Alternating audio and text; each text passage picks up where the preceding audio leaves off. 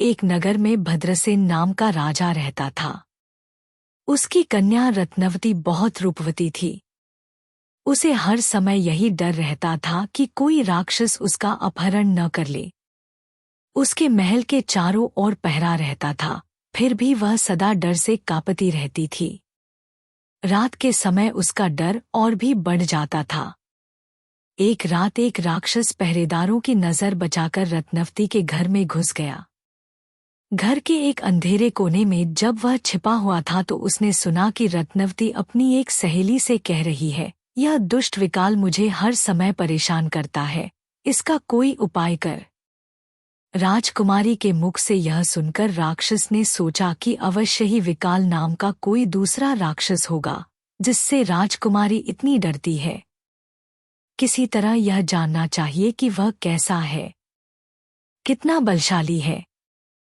यह सोचकर वह घोड़े का रूप धारण करके अश्वशाला में जा छिपा। उसी रात कुछ देर बाद एक चोर उस राजमहल में आया।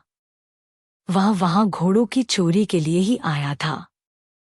अश्वशाला में जाकर उसने घोड़ों की देखभाल की और अश्वरूपी राक्षस को ही सबसे सुंदर घोड़ा देखकर वह उसकी पिठ पर चढ़ गया। अश्वरूपी राक्षस ने समझा कि अवश्यमेव यह व्यक्ति ही विकाल राक्षस है और मुझे पहचान कर मेरी हत्या के लिए ही यह मेरी पीठ पर चढ़ा है। किंतु अब कोई चारा नहीं था। उसके मुख में लगाम पड़ चुकी थी। चोर के हाथ में चाबुक थी। चाबुक लगते ही वह भाग खड़ा हुआ। कुछ दूर जाकर चोर ने उसे ठहरने के लिए लगाम खींची, लेकिन घोड़ा भागता ही गया। उसका वेग कम होने के स्थान पर बढ़ता ही गया। तब चोर के मन में शंका हुई, यह घोड़ा नहीं बल्कि घोड़े की सूरत में कोई राक्षस है जो मुझे मारना चाहता है। किसी ऊबड़-खाबड़ जगह पर ले जाकर यह मुझे पटक देगा।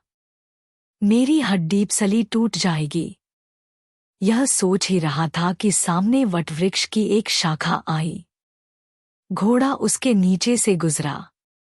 चोर ने घोड़े से बचने का उपाय देखकर शाखा को दोनों हाथों से पकड़ लिया। घोड़ा नीचे से गुजर गया। चोर वृक्ष की शाखा से लटक कर बच गया। उसी वृक्ष पर अश्वरूपी राक्षस का एक मित्र बंदर रहता था। उसने डर से भागते हुए अश्वरूपी राक्षस को बुलाकर कहा, मित्र, डरते क्यों हो? यह कोई राक्षस नहीं बल्कि मामूली मनुष्य है। तुम चाहो तो इसे एक क्षण में खाकर हजम कर लो। चोर को बंदर पर बड़ा क्रोध आ रहा था। बंदर उससे दूर ऊंची शाखा पर बैठा हुआ था, किंतु उसकी लंबी पूंछ चोर के मुख के सामने ही लटक रही थी। चोर ने क्रोधवश उसकी पूंछ को अपने दांतों में भींचकर चबाना शुरू कर दिया।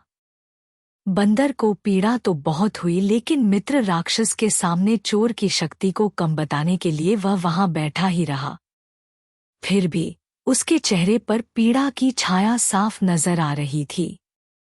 उसे देखकर राक्षस ने कहा, मित्र, चाहे तुम कुछ ही कहो, किंतु तुम्हारा चेहरा कह रहा है कि तुम विकाल राक्षस के पंजे में आ गए हो।